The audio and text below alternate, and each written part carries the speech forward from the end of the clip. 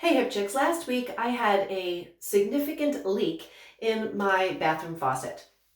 My faucet over here was leaking out of the side, okay? Not from the spout, not from underneath any of the supply lines, but literally pouring out of the side of the faucet where it sits on the deck plate. So I turned off the water, called the company, and they sent me a new replacement part, a cartridge. This is a very simple cartridge. It's kind of standard for a single handle faucet like this one is.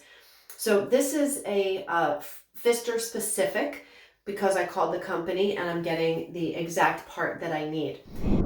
Now, what kind of tools do you need for this? Well, not a lot. You're going to need a pair of pliers or adjustable wrench. And in this case, I need some Allen keys because there's a small set screw on the side of this handle that I have to open up to release and get to the cartridge. I'm going to walk you through step by step. This is simple stuff that you can DIY. The most important thing whenever you're doing a plumbing project is that you know how to shut off the water valves. Now, underneath my sink, my hot and cold line are both shut off, but you must know where your water main is in case you have a problem and you need to run to the main and turn off the whole house. So never start a project in plumbing unless you have identified where your water main is and you know how to turn it off.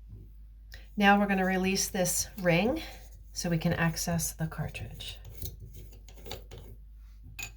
Now we can pull the cartridge out. It might be corroded from mineral deposits, so you may want to take CLR or vinegar on a toothbrush and kind of seep it in there so you can work this out.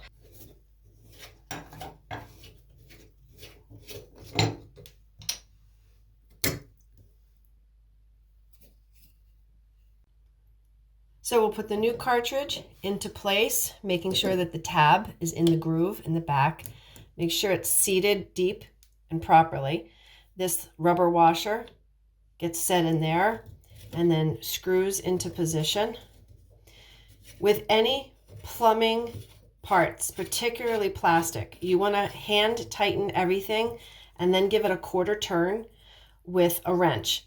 We ladies may not have as much hand strength, so you may want to do a little bit more than a quarter turn, but you don't want to overdo it because you can strip the plastic and then you have another problem. Okay, the idea is that we get this snug.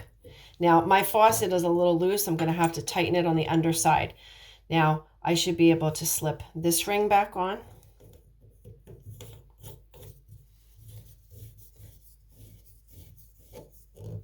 And I'm going to clean this and then put that on. I'm going to rotate it to the hot position just so I can get this. I have my set screw on the end of my Allen key, and you have to go in straight and carefully till you catch it in the little groove inside, and then feel that it starts to thread, and it caught. So I'm just going to thread this till it's nice and snug.